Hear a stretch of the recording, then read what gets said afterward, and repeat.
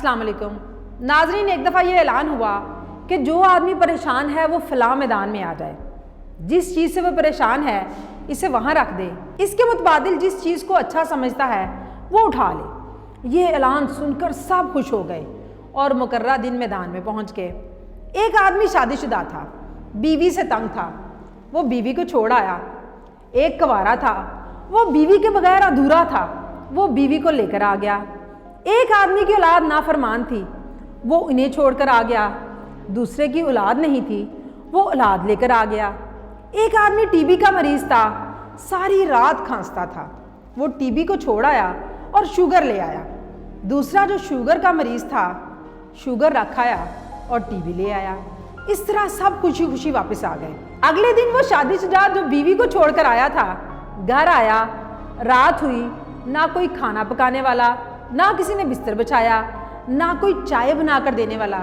ये देखकर कहने लगा कि चलो जैसी भी थी खिदमत तो करती थी।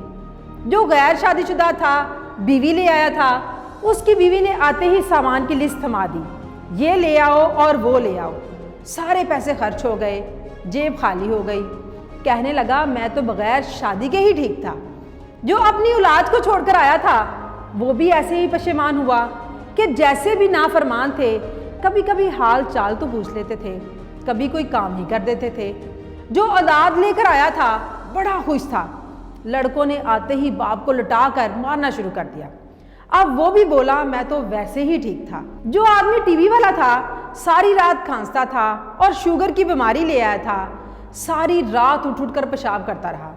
सर्दी थी, बड़ा परेशान हुआ और कहने लगा टीबी ही ठीक थी, चाहे सारी रात खांसता था लेकिन बिस्तर में तो पड़ा रहता था।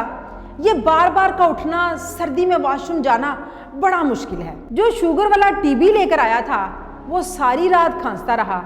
सुबह उठकर कहने लगा वही शुगर ठीक थी, चलो पेशाब करके कुछ देर सो तो जाता था।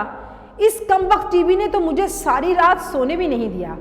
गर्ज ये सब लोग नाखुश थे, पहली सूरत हाल में भी और बाद वाली सूरत हाल में भी। बेशक इंसान नशुक्रा वाक़या हुआ है। नाजरीन याद रखें, अंधा दुनिया को देखने की, बहरा सुनने की, लंगड़ा चलने की और गूंगा बोलने की तमन्ना करता है। हम देखते, सुनते, चलते और बोलते हैं, तो कौन सी चीज़ हमें रब का शुक्र बजा लाने से रोकती है। अल्लाह के बड़े एहसानों में से एक ये भी है कि उसने हमें मुकम्मल बनाया। इसलिए खुदा का शुक्र अदा करें, खुद का दूसरों से मुकाबला मत करें, क्योंकि दूर के डोल हमेशा सुहाने लगते हैं। जब ये हमारे कानों के पास आकर बजते हैं तो कान फटते हैं। आप जो भी हैं, जैसे भी हैं, बहुत बेहतरीन हैं। रब की रज़ा में राज़ी हो जाएं, हर हाल में खुश रहें और खुशियाँ बांटें। फ़ी अमान अल्लाह।